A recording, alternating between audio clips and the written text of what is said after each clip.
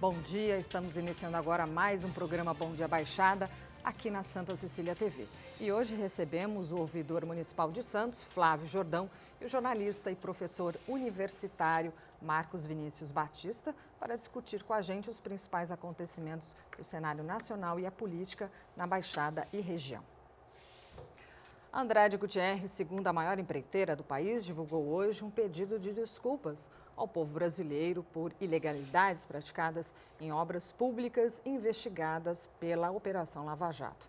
No texto, intitulado Pedido de Desculpas e Manifesto por um Brasil Melhor, a empresa afirma que vai reparar os danos causados ao país e apresenta 8 propostas referentes a licitações e contratos para obras públicas. A empreiteira vai pagar indenização de R$ 1 bilhão, a maior da Lava Jato até o momento. O escalonamento na campanha de vacinação contra a gripe, adotada em 7 das 9 cidades da Baixada Santista, entra em uma nova fase hoje. Em Peruíbe, Praia Grande e Guarujá, agora será a vez de vacinar idosos com mais de 60 anos, acamados e seus cuidadores. Já em Bertioga, Cubatão, Itanhaém e Mongaguá, a nova etapa de vacinação será voltada às pessoas portadoras de doenças crônicas. Em Santos e São Vicente, não houve escalonamento. Eu queria começar o programa de hoje conversando com o Flávio Jordão. Bom dia, obrigada pela presença. Eu que agradeço, bom dia aos telespectadores, a Vanessa, o Marcão, obrigado pelo convite aí de participar com vocês. Então, Flávio, nós começamos o programa falando sobre um manifesto divulgado hoje pela Andrade Gutierrez nos principais veículos de comunicação do país. Como você avaliou esse pedido de desculpa? Acho que estamos vivendo realmente um momento diferenciado no Brasil. Todas as movimentações que estão acontecendo através do Ministério Público Federal, enfim, a Operação Lava Jato como um todo, e achei extremamente importante esse pedido de leniência da Andrade Gutierrez, que é uma renegociação com o governo, com o país para devolução de mais de R$ 1 bilhão de reais. Acho que é justo que também faça esse pedido de desculpas. Sim. Foi extremamente positivo, acho que é importante. As medidas que eles apontaram, que eu tive acesso, foram medidas interessantes também para serem discutidas, para serem trazidas para dentro dessa nova discussão. Mas é fundamental que o novo governo continue fazendo aí, dando autonomia para a Operação Lava Jato, para que continue fazendo essa fiscalização. Nós temos aí uma perspectiva muito grande de que o presidente Michel Temer assuma o governo do país a partir de quarta-feira e possa aí dar continuidade em todo esse processo. Acho que muitas medidas que seriam tomadas para a melhoria do país, enfim, precisam ser melhoradas de fato, e acho que o Michel Temer tem toda a condição de fazer isso. Não por ele, mas porque ele vem trabalhando para se fazer um novo governo, um governo positivo, um governo bom, com pessoas notáveis realmente, de fato, e que possa melhorar o país como um todo. Iniciou-se uma discussão de que realmente teriam diminuiria muito o número de ministérios, enfim, para poder enxugar uma política nova, uma política diferente. E hoje a gente já percebe que existe aí uma vontade do presidente, do próximo presidente, do eventual presidente, de manter essa estrutura toda para continuar com os 32 ministérios que existem hoje. A governabilidade, nesse momento, talvez seja o ponto mais importante para ele, mas esse não é a agenda que a população do Brasil espera. É uma política nova, uma política diferente, realmente, com políticos sérios, com notáveis, de fato, e é isso que nós vamos esperar e que possa ter realmente a mudança, a diferença na política brasileira. Perfeito. Marcos, bom dia, obrigada pela presença. Bom dia, Vanessa, bom dia, Flávio, bom dia a todos os telespectadores, é um prazer estar aqui. Obrigada. Você, como estudioso de comunicação, como você entende o comportamento da Andrade Gutierrez? Você não te parece mais uma grande estratégia de mídia no sentido de tentar minimizar a imagem negativa da empresa? Parte sim. Está dentro do jogo político. Ficou muito claro que o cenário é desfavorável ao atual governo, já se discute escandalosamente a formação de um novo governo, e empresas como a Andrade Gutierrez ou a Odebrecht são empresas que cresceram no Brasil do período militar para cá, cresceram justamente por conta dessas relações com os mais variados governos das mais variadas camisas. E para mim é mais uma questão de discussão, de comunicação mesmo, porque, na verdade, não faz mais do que obrigação. A obrigação é devolver o dinheiro que foi roubado e isso não alivia, não afasta de maneira nenhuma os crimes cometidos pelos executivos da empresa. Então, na verdade, é mais uma tentativa de se construir uma imagem, de se desvincular efetivamente desse governo atual que perdeu legitimidade e enfrenta uma crise muito séria. Perfeito. Flávio, Santos foi uma das únicas cidades a não praticar o escalonamento para a vacinação contra o H1N1. Ainda assim, recebemos queixas de pessoas que procuraram os postos de vacinação, mas não conseguiram ser imunizadas pela falta da vacina. Como foi organizada essa questão em Santos? Vocês receberam na ouvidoria muitas reclamações? Não teve reclamação direta. Na verdade, houve uma antecipação, né, desse processo todo, que normalmente acontece em julho, normalmente mais no inverno. Antecipou, começou em meados de março, começou a ter alguns casos que causaram uma certa apreensão aí dos munícipes, querendo, obviamente, a vacinação nos seus postos de saúde. E existia aí uma dificuldade de recebimento disso. Nós tivemos problema até com as clínicas particulares na cidade, vários locais aí. Muita fila, né, também. Muita fila, mas Santos se organizou, no dia 30 de abril, iniciou os trabalhos, não tivemos problemas em Santos. Filas, obviamente, não teria sido diferente. Eu estive numa das policlínicas acompanhando a vacinação, bastante fila, mas muito organizado, as pessoas recebendo atendimento, estive na ponta da praia. E acho que foi necessário fazer esse tipo de... Algumas cidades tiveram que fazer o escalonamento, foi necessário para que todo mundo não recebesse imediatamente ou não procurasse. Então, eles escalonaram com pessoas em grupo de risco, gestantes, crianças de 6 meses a 5 anos. Ou seja, eles fizeram um escalonamento justamente para conseguir atender todo mundo, atender da melhor forma possível. Santos também atendeu e vem trabalhando de forma bastante positiva, não recebendo reclamações diretamente por conta das vacinações. As vacinações acontecem normalmente na cidade de Santos. Entendi. Marcos, sobre a vacinação, claro, o que você acha que deu errado? Faltou planejamento do governo ou a mídia que divulgou muito e as pessoas se assustaram?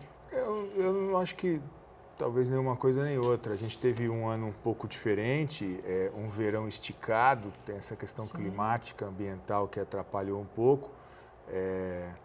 E aí os casos apareceram antes do que normalmente eles acontecem. Isso fez com que os sistemas municipais de saúde da região tivessem que se reorganizar.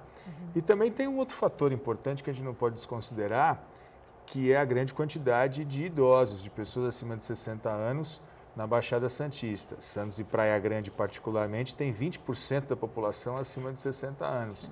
Se a gente pensar no caso de Santos, aí fizer uma conta, são 80 mil pessoas.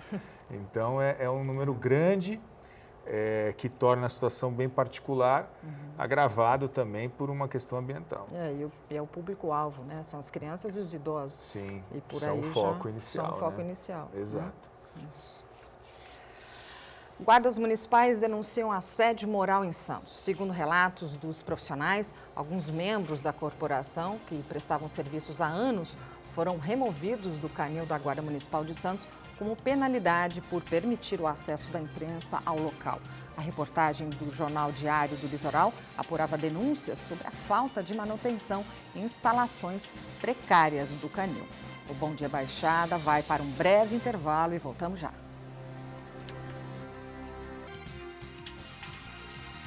Já estamos de volta com Bom Dia Baixada aqui na Santa Cecília TV. Gostaria de perguntar para o Flávio Jordão sobre as notícias que nós demos no primeiro bloco. Chegou alguma coisa, alguma denúncia na ouvidoria sobre essa situação envolvendo más condições do canil, além de assédio moral? Então, tem uma movimentação aí que é política, por conta de alguns agentes, alguns guardas municipais, que hoje são ligados a um sindicato que na verdade nem é um sindicato. Esse sindicato ele nem existe de fato, mas eles organizam ali uma movimentação importante que pede a saída do comandante da guarda. comandante da guarda é uma pessoa extremamente séria, é um coronel da polícia reformado, secretário de segurança também, e faz um trabalho excelente. Esse local realmente não é um local talvez tão adequado, precisa realmente de melhorias, mas não teve assédio moral, tenho certeza disso. Eles me procuraram também para que eu pudesse levantar esse assunto, mas eu entendo que existe mais uma movimentação política de desgaste, é uma nova realidade da guarda. A guarda ela tem um posicionamento diferente do que aconteceu talvez em alguns outros anos, uma rigidez maior talvez por parte do comando, para disciplinar, para poder ter regra, para poder ter melhores condições para o munícipe também.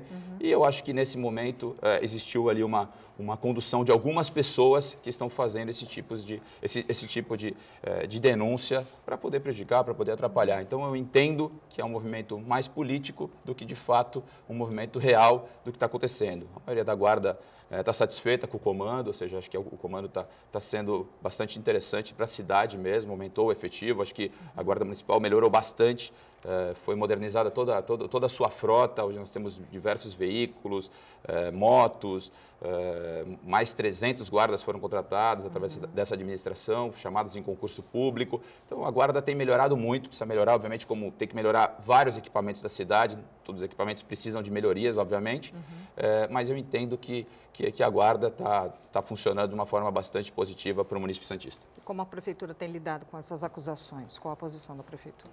A posição da prefeitura é de apoio ao comando da guarda, entendemos que eles fazem um bom trabalho, que não houve assédio moral, enfim, houve situações pontuais e a gente vai, obviamente, trabalhar para poder melhorar. O vereador Kenny se disponibilizou até a colocar uma emenda parlamentar para poder melhorar as condições do canil, que será bem-vindo, o prefeito entende que é possível de ser feito dessa forma e que a gente possa melhorar, de fato, a condição desse canil, que realmente não é, talvez, a melhor possível, mas tem condição de fazer também, de melhorar as instalações. Marcos, a alegação de alguns membros da corporação é que as sanções surgiram após eles permitirem o acesso da imprensa ao canil. Como você enxerga essa relação da imprensa como um órgão fiscalizador? Você vê isso? Particularmente, o jornalismo que tem sido feito pelo Diário do Litoral é um jornalismo de bom nível. É um jornalismo que tem trabalhado sistematicamente pela fiscalização do poder público. E claro que essa relação incomoda principalmente o poder público. E incomoda mais ainda num ano eleitoral. Então é evidente que é uma questão política. Nesse ponto eu concordo com o Flávio mesmo. É uma questão política. É um embate ali entre uma parcela de uma categoria profissional e o seu empregador, que é a prefeitura. E como é uma questão pública, envolve a imprensa e acaba gerando uma ressonância, uma repercussão razoável, né? É claro que assim, tem que se apurar, tem que se levantar. Por trás disso tem o próprio problema do canil, numa cidade que tem uma quantidade enorme de animais domésticos, isso implica numa estrutura para aqueles que estão fora do sistema e gera um conflito político mesmo, né? Ainda mais partindo do Diário do Litoral, que tem feito uma série de reportagens do ponto de vista negativo em relação à prefeitura, isso acaba gerando um conflito político, é claro. Entendi. Que não impede da gente também estar fiscalizando, obviamente, que qualquer denúncia que apareça, obviamente que a prefeitura vai trabalhar para poder solucionar o problema. Acho que se tiver, de fato, constatado que existe abuso, que existe assédio moral, que existe qualquer tipo de conduta desse porte do comando ou de quem quer que seja, obviamente será punido. Nós abriremos aí uma sindicância interna na prefeitura, mas nesse caso nós entendemos, como eu coloquei anteriormente, que não houve abuso nesse caso. Houve, de fato, eles obviamente que entraram por conta dessa autorização de quem estava no comando. Vou procurar checar esse remanejamento dessas pessoas também, que não estou sabendo dessa condição, desse remanejamento dos guardas municipais que ali estavam. se realmente foi trocado, mas que a gente está aberto também para que denúncias cheguem, se tiver qualquer tipo de situação que seja diferente da normalidade, que possa apresentar para a ouvidoria, para que a gente possa também levar ao conhecimento do prefeito, do secretário, enfim, e da comissão de inquérito da prefeitura para poder apurar. Quer complementar, Marcos? Então, até porque senão a gente volta na discussão da questão da imagem. Fica parecendo que a prefeitura tem algo a esconder em relação ao canil, né? Que é uma consequência, uma leitura consequente desse conflito entre os três polos aí, né? A prefeitura, os guardas municipais e o jornal que produziu a reportagem. Que fez a matéria, né? Flávio, como você avalia o relacionamento do Executivo com o Legislativo Municipal da nossa cidade? Um relacionamento saudável. Nós temos na nossa base de apoio 20 vereadores, apenas um opositor, mas obviamente que existem os posicionamentos que são legítimos e que são, independente de estar na base saudável, que a população saiba que tem vereadores que de fato façam essa fiscalização, que cobrem o Executivo, e nós temos vereadores da base fazendo essa fiscalização, é bastante importante isso. Acho que o prefeito conseguiu aí, trazer até para o próprio partido, para o seu partido, que é o PSDB, um número considerável de vereadores. Hoje a bancada do PSDB tem 10 vereadores, ou seja, ele tem uma relação extremamente positiva com o Legislativo. É importante essa sintonia do Executivo e do Legislativo para que a cidade possa melhorar, para que a cidade possa crescer. E a gente tem tentado trabalhar, eu acabo mesmo como ouvidor também tendo uma interlocução com a Câmara também, converso com diversos vereadores, auxilio, ajudo, abro algumas portas dentro do Executivo. Então, eu entendo que a relação do governo com a Câmara tem sido bastante positiva e tem trazido melhorias, obviamente, para a cidade. Marcos, você acredita que o relacionamento do Executivo com a Câmara, mais especificamente a ampla maioria dos vereadores, compondo a base aliada do prefeito, interfere nesse papel fiscalizador do Legislativo, que deveria ser inerente à atividade parlamentar? Olha, o Poder Legislativo está de joelhos há muito tempo, sendo bem franco. Há muito tempo a gente volta lá na primeira gestão do Beto Mansur, passando pela segunda gestão, pelas 2 gestões do Papa e pela gestão do Paulo Alexandre.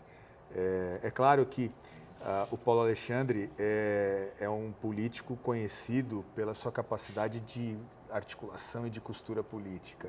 Ele é da velha escola, né? Ele da velha escola do pai dele, né? O Paulo Gomes Barbosa. Então, ele sabe muito bem o que ele está fazendo ali. E o trabalho dele como gestor político do Executivo é construir uma relação política atrativa ao Legislativo. Mas o Legislativo santista vem desde o século passado, vamos dizer assim, do final do século passado, numa relação amigável demais com o Poder Executivo. Isso é parte do jogo político, não há nenhum demérito, nenhum problema nesse aspecto. Mas, por outro lado, a gente não tem debate. A gente tem um vereador de oposição sistemático, né? Já teve mais, a oposição chegou a 3, até 4, 5, dependendo da situação. E hoje esse vereador, que é pré-candidato a prefeito, ele é um Don Quixote, praticamente, ele é um cavaleiro solitário dentro de uma relação em que está tudo muito bem, está tudo tranquilo. Então, assim, o Legislativo não é uma preocupação efetiva para o Executivo Municipal, né? E isso implica também numa certa acomodação do Poder Legislativo. A gente vê muitas vezes projetos de lei que são cosméticos, né? A gente teve a questão do celular em sala de aula, a gente teve essa história recente da segunda-feira sem carne. Quer dizer, são projetos às vezes pontuais que são perfumaria dentro das necessidades políticas da cidade, né? A questão dos títulos de cidadão, aquelas comendas todas, né? Que é uma característica às vezes complicada e que reforça uma imagem negativa que o Poder Legislativo tem de maneira geral no Brasil, né? Que sai lá de Brasília e chega nas câmaras municipais, né? Eu gostaria que houvesse um debate um pouco mais acirrado, um pouco mais crítico, que incomodasse um pouco o prefeito de Santos. Por enquanto, o prefeito nada de braçada, né? Ele tem metade da Câmara é do partido dele e praticamente a outra metade de partidos coligados. Então, está bem tranquilo para o prefeito. Você acha que esse cenário pode mudar daqui para frente? Não. Ou eu acho depois que das não. eleições? Não vai mudar. A eleição está ganha, falando em português claro, a eleição está ganha, o prefeito será reeleito e a tendência é que a Câmara continue de braços dados com ele. É claro que, assim, internamente, né, 10 vereadores do PSDB é difícil para o próprio PSDB, é difícil para os vereadores individualmente. Né? Todos eles estão brigando dentro de casa, então tem fogo amigo nesse processo eleitoral. Mas a tendência é que a Câmara se mantenha praticamente nesse porte. Se a gente tiver, por exemplo, num cenário hipotético, uma candidatura, sei lá, da ex-prefeita Thelma de Souza a vereadora novamente, ela talvez consiga aumentar um pouquinho a base a oposição, né? Quando ela se elegeu vereadora, ela levou mais 2 com ela. Então, assim, mas é muito pouco, né? A relação está tranquila em termos políticos e me preocupa quando não tem conflito. Quando está tranquilo demais, eu fico preocupado. Sim. Obrigada, Marcos. O Dia das Mães foi abaixo das expectativas para os comerciantes da região. Ao contrário do que se previu o Sindicato do Comércio Varejista da Baixada Santista, o movimento para os lojistas do centro de Santos não foi dos melhores nas semanas que antecedem o Dia das Mães. Segundo os comerciantes, o cenário está ainda pior do que o ano passado. Moradores de São Vicente e Cubatão começam a semana com paralisação no serviço de limpeza urbana e coleta de lixo. 1.250 empregados da Codesave paralisaram novamente as atividades por conta dos salários atrasados. O Sindicato dos Trabalhadores da Construção Civil, Montagem e Manutenção Industrial decretou greve por tempo indeterminado. Hoje, representantes da categoria vão se reunir na Praça 22 de Janeiro, ao lado da Biquinha, para deliberar sobre a continuidade ou não do movimento. Já em Cubatão, são 570 funcionários da Cursan em greve. Nós vamos para um rápido intervalo, não saia daí.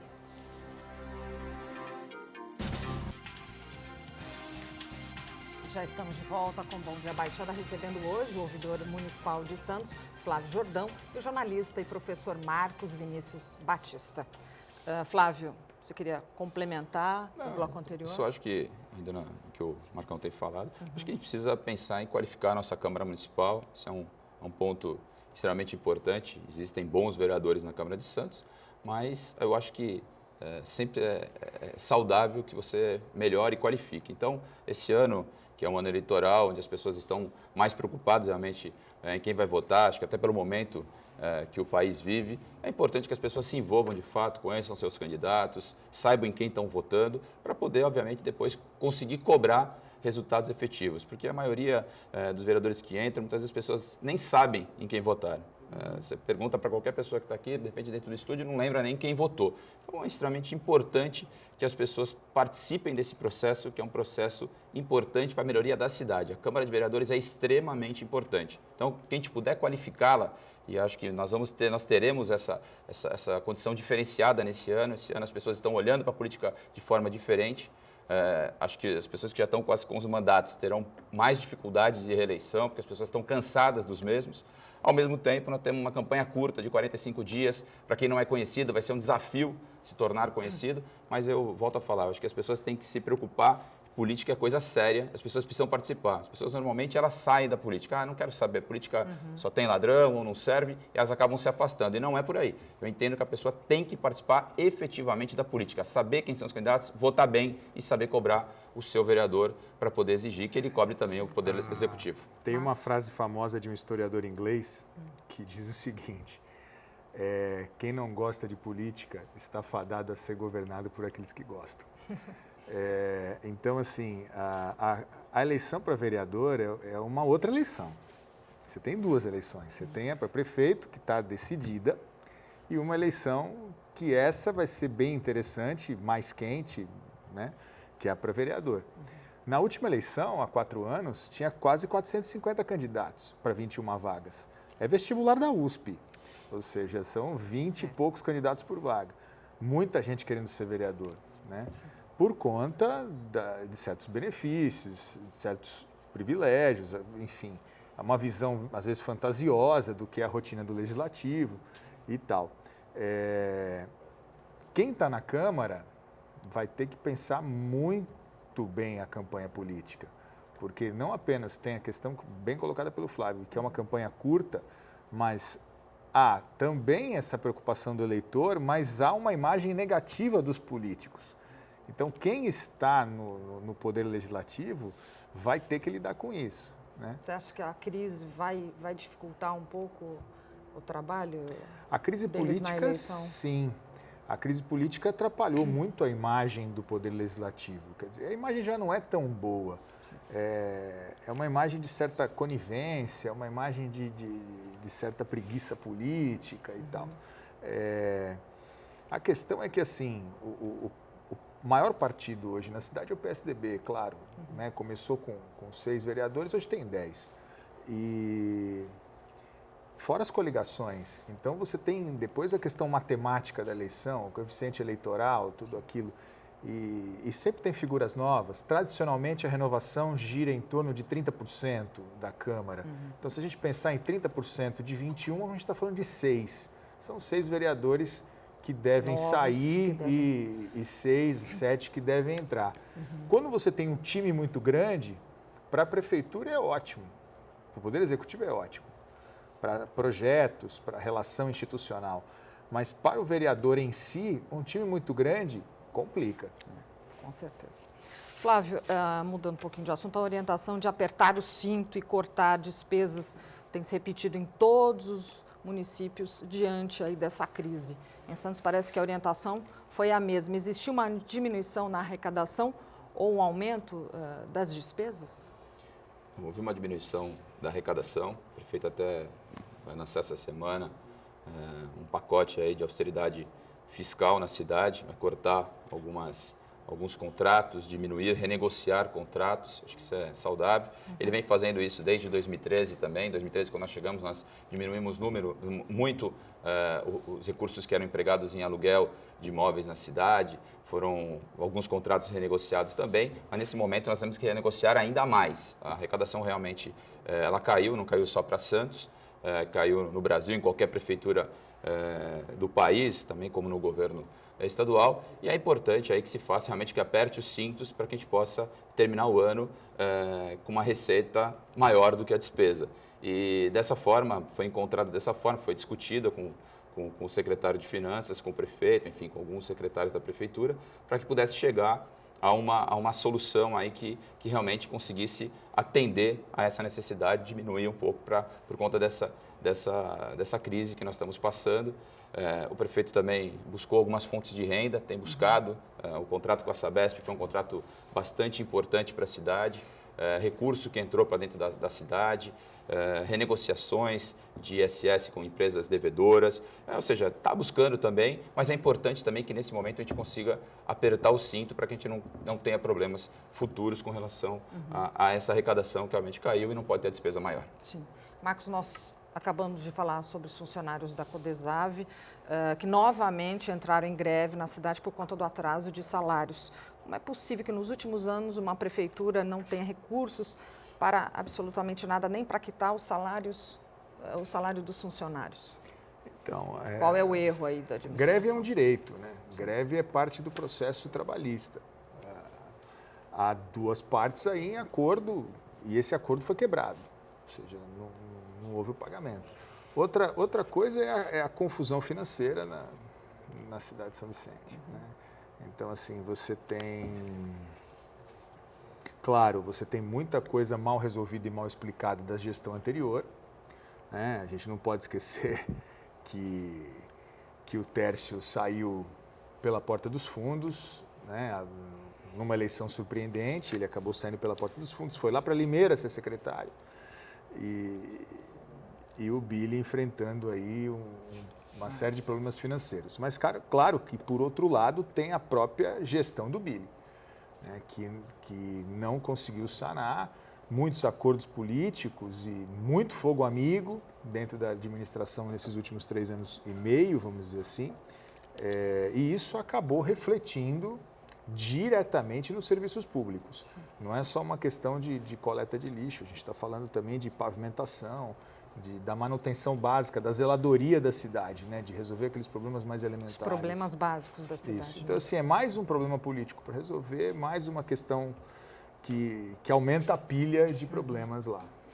Importante ressaltar que Santos não tem problema com relação ao funcionalismo, os salários todos pagos em dia, corresponde a ter um impacto de 51%, 50% aí da folha de pagamento durante todo o ano, ou seja, pago em dia, os serviços essenciais também funcionando normalmente. Acho que Santos, isso também é gestão. Obviamente, o prefeito tem trabalhado para conseguir honrar todos os seus compromissos, para que não tenha problemas como esse, porque de fato a arrecadação acabou, baixou. Ou seja, então a gente, se ela teve essa queda, de algum lugar vai ter que sair. Você tem um orçamento bastante engessado, você tem um orçamento extremamente comprometido já ano a ano. Você tem 50 e poucos por cento para a folha de pagamento, você tem o custeio da máquina, que representa mais um valor significativo, você fica com muito pouco recurso para investimento, para alguma outra coisa que você queira fazer. Então, é importante que se tenha realmente, de fato, uma gestão importante, trazer novos recursos para a cidade. Isso o prefeito Paulo Alexandre tem trabalhado bastante, indo buscar recursos em Brasília, em São Paulo, no governo do Estado, buscando soluções, como eu coloquei anteriormente, achando algumas saídas, como o contrato da Sabesp que eu coloquei, ou seja, buscando saídas para que a gente consiga honrar os compromissos e não tenham problemas como esse de greve ou de paralisação de serviços importantes, serviços essenciais, como lixo e outros. Então, é importante que a gente também ressalte que a Prefeitura de Santos vem trabalhando e vem honrando todos os compromissos. Essa tem sido a receita do prefeito para manter o equilíbrio das contas e evitar algum tipo de calamidade na cidade, né? Marcos, do seu ponto de vista, o quanto a crise política nacional tem contribuído para as dificuldades aqui da nossa região? Contribui nitidamente. Você tem, por exemplo, o impacto no comércio, né, no setor de comércio e serviços, né, como a notícia dada agora há pouco, falta dinheiro, pouco dinheiro circulando, as chamadas classes médias apertando o cinto, que geralmente são as mais afetadas, né? É claro que existe aquele mundo da classe AA, o mundo do luxo, esse não foi afetado, né? Mas isso afeta diretamente no comércio. E há o impacto também no Porto de Santos. Somos uma cidade dependente economicamente do porto e você tem menos movimentação, você tem problemas na questão da exportação, o real menos competitivo em relação a outras moedas. Então, é perceptível em vários setores do porto as queixas no que se refere a menos trabalho, menos movimentação financeira, fechamento de postos de trabalho. Isso acaba gerando um impacto direto na microeconomia do dia a dia, né, dos sujeitos da classe média. Perfeito. Marcos, você acredita que este trabalho da mídia regional de mostrar os problemas da Baixada esteja sendo feito de forma que deveria ser feito ou não? Depende. Depende de quem a gente fala, de quem a gente vê, né, de quem a gente lê. Você tem hoje uma certa diversidade na imprensa regional, inclusive por conta da internet. A internet permitiu aí o nascimento de alguns veículos locais, mas é uma relação instável. Você tem veículos que mostram a região de uma maneira mais sistemática, clara, e você tem veículos que muitas vezes estão apenas brincando de cosmética, de perfumaria, né?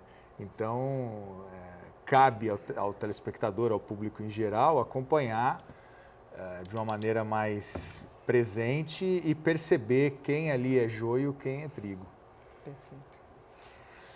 Em Guarujá, homens arrombaram e furtaram a unidade básica de saúde da Vila Alice no início da noite de sábado. Segundo informações da prefeitura, os suspeitos destruíram as portas do posto. Os homens saíram de lá com 2 balanças digitais. O atendimento deve ser normalizado a partir de hoje. O sistema de travessia por balsas entre Santos e Guarujá chegou ao seu limite operacional. De 2009 para cá, a demanda passou por 16 mil usuários por dia para, em média, 23 mil, o que representa crescimento de quase 44%. Nas últimas semanas, filas de até 2 horas deixaram claro o esgotamento do sistema. Nós vamos para um breve intervalo e voltamos já.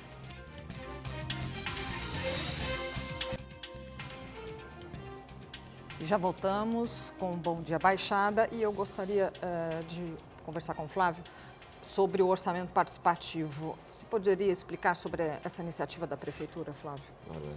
Nós somos, a Ouvidoria Pública de Santos, ela é o interlocutor entre o poder público e o munícipe, né? Eu assumi a Ouvidoria Pública em 2013, em janeiro de 2013, encontrei na Ouvidoria 3 canais de comunicação. Encontrei o 0800, que é o telefone gratuito, o e-mail e o presencial.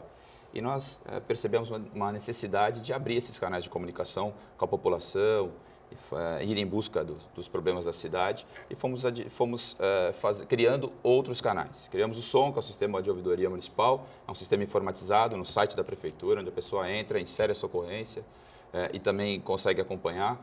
Adquirimos uma unidade móvel, uma ouvidoria móvel para percorrer a cidade, cada dia está num ponto diferente.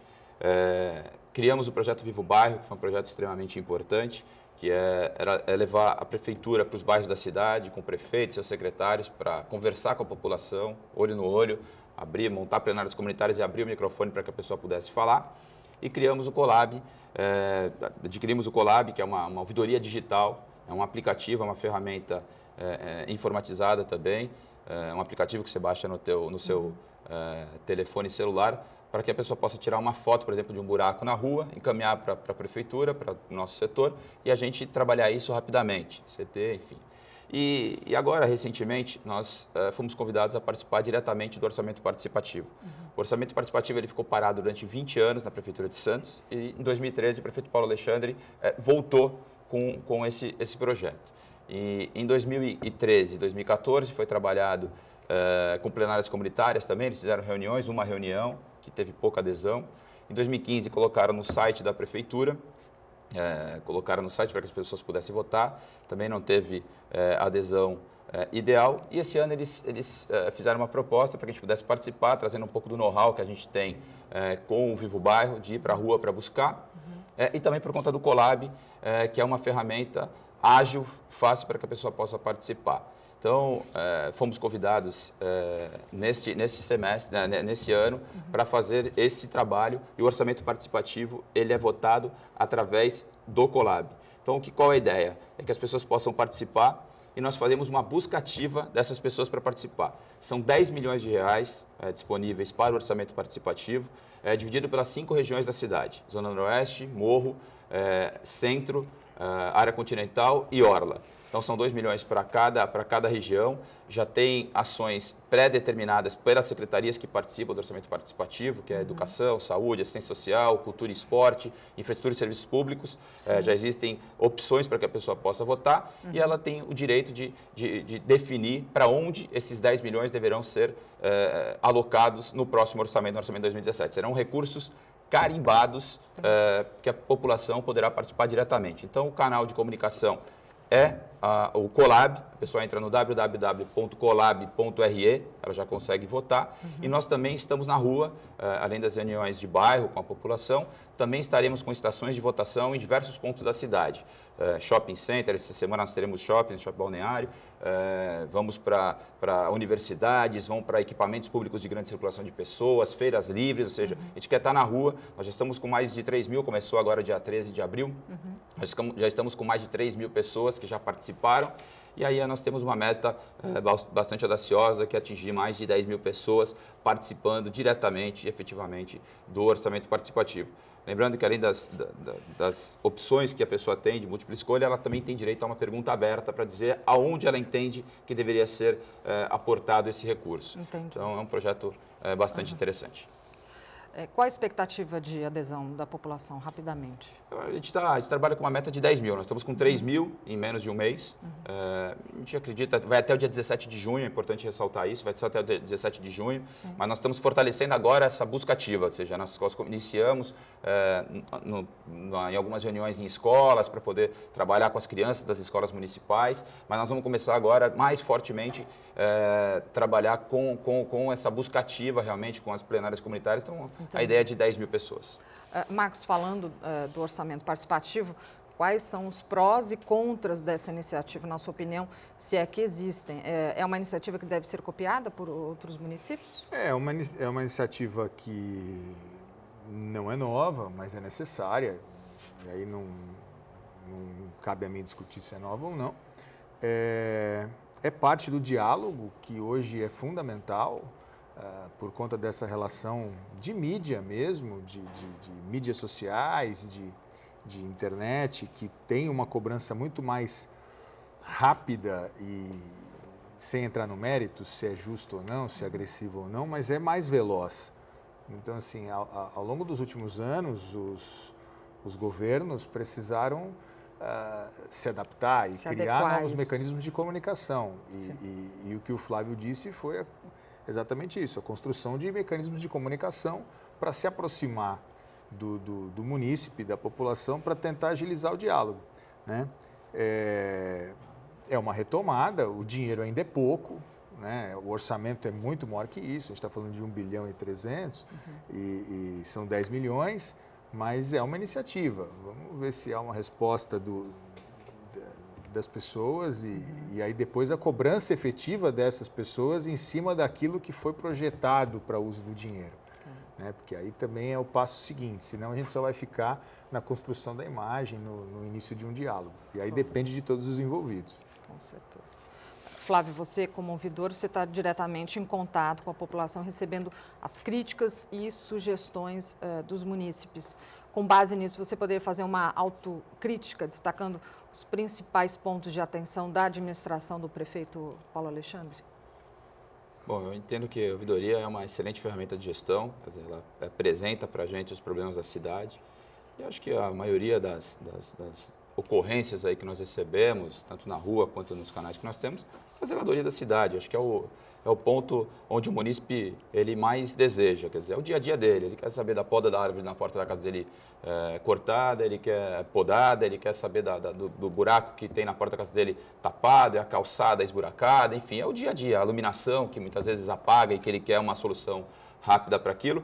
Eu acho que esse é o ponto mais difícil e que é um ponto também que é permanente. A gente precisa necessitamos estar trabalhando isso sistematicamente. Não tem uma trégua, você não constrói uma policlínica e você resolve um problema que era crônico de muitos anos. Não, sempre você cortou, teve um mato que está crescendo, a pessoa reclamou, você cortou, a prefeitura fez, daqui um mês chove novamente, aquele mato está novamente lá. Então, a manutenção na cidade ela é fundamental, ela é difícil, obviamente, porque, como eu coloquei, enxugar gelo, a gente tem que estar sempre trabalhando para poder minimizar, mas esse é o ponto. E eu acho que a ferramenta que nós temos na mão para saber realmente quais são os problemas direcionados por bairro, por assunto, é fundamental para que a gente possa trabalhar em cima disso. Então, nós temos um contato muito estreito com a Secretaria de Serviços Públicos, que é o secretário Russo, que nós trabalhamos em contato próximo, permanente, para que a gente possa realmente resolver o problema dos munícipes, com rapidez também.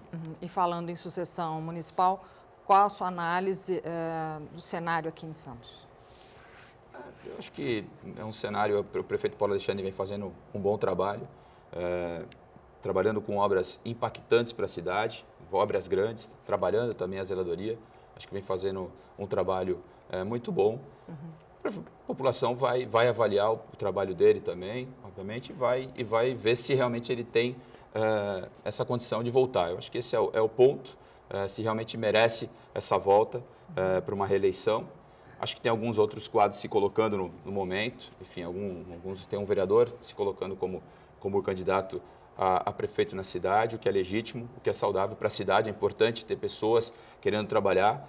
Só que acho que a gente tem que, nesse ano, trabalhar com alto nível das discussões, realmente. Trazer debates importantes para discutir a cidade, e não simplesmente ataques pessoais. Acho que a gente tem visto aí pelas redes sociais, a rede social mudou muito, ela é uma peça importante nesse processo político e a gente tem aí que trabalhar realmente para poder discutir a cidade, trabalhar. Sim. E eu volto a dizer, acho que o prefeito Paulo Alexandre tem feito um grande trabalho, trabalhando fortemente em muitas obras pela cidade para melhorar a condição do santista, principalmente os que mais precisam. Marcos, e fazendo uma análise dos candidatos, dos prefeitos das 9 cidades da região metropolitana da Baixada Santista, quem você destacaria positivamente e negativamente? Bom, positivamente no sentido do trabalho, de vitória eleitoral do trabalho realizado. A gente tem, por exemplo, o caso de Santos, volto a dizer, a eleição está ganha, né? Há o vereador Evaldo Stanislau da Rede, que é a única figura de oposição da Câmara, mas ele não tem, felizmente ou infelizmente, ele não tem recursos para uma campanha de fôlego, ele não tem apoio político para uma campanha de fôlego, e aí ele não será páreo, né? O PT cavou a própria cova nos últimos anos, não apenas pela questão federal, mas em nível municipal, as lideranças antigas do PT ou se desligaram do PT no sentido político-eleitoral, foram trabalhar no governo federal, foram para outros endereços, e parte dessa liderança da velha guarda do PT minou a formação de novas lideranças. Entendi. Então, assim, o PT implodiu na cidade, facilitou o trabalho do PSDB, e o PT não sabe quem vai, se é que vai ter uma concorrência, porque não tem chances. E você tem os nanicos, você tem 5, 6 personalidades aí que se mostraram pré-candidatos a prefeito, todos eles nanicos, e na última eleição... Eu peço as considerações finais, que a gente tem mais 4 anos atrás, a gente teve 5 candidatos nanicos e eles não se elegeriam nem vereadores. Claro. Né? Então, na cidade de Santos, é uma eleição ganha. Eu acho que a parte mais complicada para encerrar é São Vicente, Billy, a situação do Billy não é boa, e Cubatão. Márcia Rosa, além de ser do PT, ela não pode se candidatar novamente, então tem a disputa interna lá. Perfeito. As considerações finais, Flávio, que a gente já vai encerrar. Só agradecer aí o convite, acho que a eleição não está ganha, obviamente, a gente tem um processo eleitoral bastante ainda importante nesse ano, ainda mais com essa crise política que o país vive, mas eu entendo que o prefeito tem feito um bom trabalho, tem chance de ser eleito. Marcos, eu agradeço pelo convite, foi um prazer participar do programa. Eu que agradeço, obrigada, Flávio. Obrigada, Marcos. O Bom Dia Baixada fica por aqui, para você um bom dia, até amanhã.